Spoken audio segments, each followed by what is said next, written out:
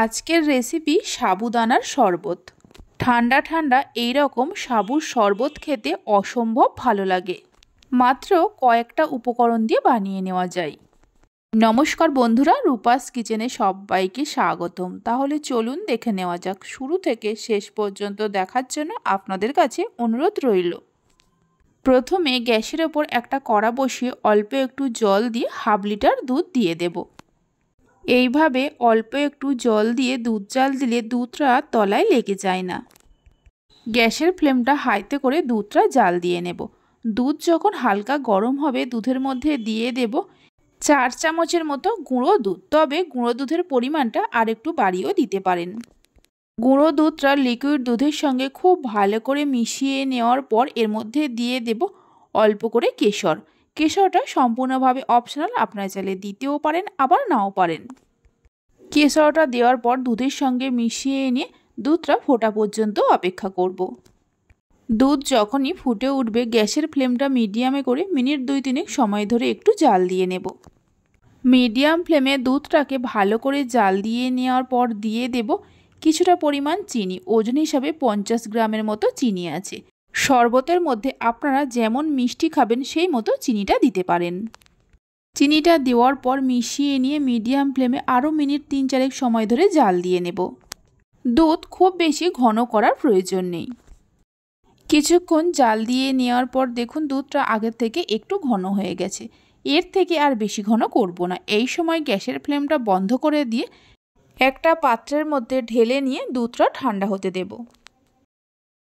আপনারা চাইলে কিছুক্ষণ ফ্রিজে রেখে দিয়েও ঠান্ডা করে নিতে পারেন। দুধটা ঠান্ডা হতে হতে ততক্ষণে সাবু জাল দিয়ে নেব। কড়াতে বেশ কিছুটা জল নিয়ে গ্যাসের ওপরে বসিয়ে দিয়েছি। এই জলের মধ্যে দিয়ে দেব 1 কাপ সাবুদানা। এখানে আমি ছোট দানা সাবু নিয়েছি, আপনারা চাইলে বড় দানা সাবুও নিতে পারেন। গ্যাসের ফ্লেমটা হাইতে রেখে কিছুক্ষণ রান্না করে সাবুদানাগুলোকে সেদ্ধ করে নেব। সাবুদানাগুলো সেদ্ধ করার সময় একটু বেশি করেই জল দিয়ে সেদ্ধ করতে হবে। প্রায় 5-6 মিনিট রান্না করে নেওয়ার পর দেখুন সাবুদানাগুলো খুব সুন্দরভাবে সেদ্ধ হয়ে গেছে। এবার একটা ছাঁকনির মধ্যে ছেঁকে নেব। ওজন হিসাবে এখানে 150 গ্রামের মতো সাবুদানা আছে। ছাঁকনির মধ্যে সাবু ছেঁকে নেওয়ার পর জল দিয়ে ভালো করে ধুয়ে নিতে হবে। এইভাবে জল দিয়ে ধুয়ে নিলে সাবুদানাগুলো একটার সঙ্গে আর একটা লেগে যাবে না। এদিকে দেখুন দুধটাও ঠান্ডা হয়ে গেছে। এই ঠান্ডা দুধের মধ্যে সাবুদানাগুলো দিয়ে দেব। এইভাবে একবার সাবুর শরবতের রেসিপিটা বানিয়ে দেখতে পারেন। খেতে অসম্ভব ভালো লাগে। বাড়িতে বানালে খেয়ে কেমন লাগলো অবশ্যই আমাকে কমেন্ট করে জানাবেন। দুধের সঙ্গে সাবুগুলোকে ভালো করে মিশিয়ে নেওয়ার পর কিছুক্ষণ ফ্রিজে রেখে ঠান্ডা করে নেব। এখানে আমি 30 মিনিটের মতো ফ্রিজে রেখে ঠান্ডা করে নিয়েছিলাম। আপনারা চাইলে এর থেকে বেশি সময়ের জন্যও রাখতে পারেন। শরবতের মধ্যে সামান্য নুন দিয়ে দেব। নুনটা দেওয়ার পর মিশিয়ে নেব।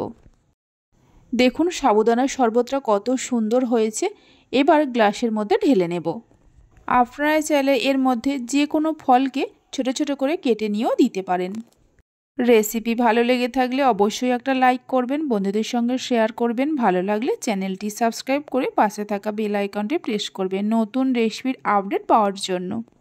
গ্লাসের মধ্যে শরবত ঢেলে নেওয়ার পর ওপর দিয়ে গ্রেট করা পেস্তা বাদাম নিয়ে দিয়ে দেব।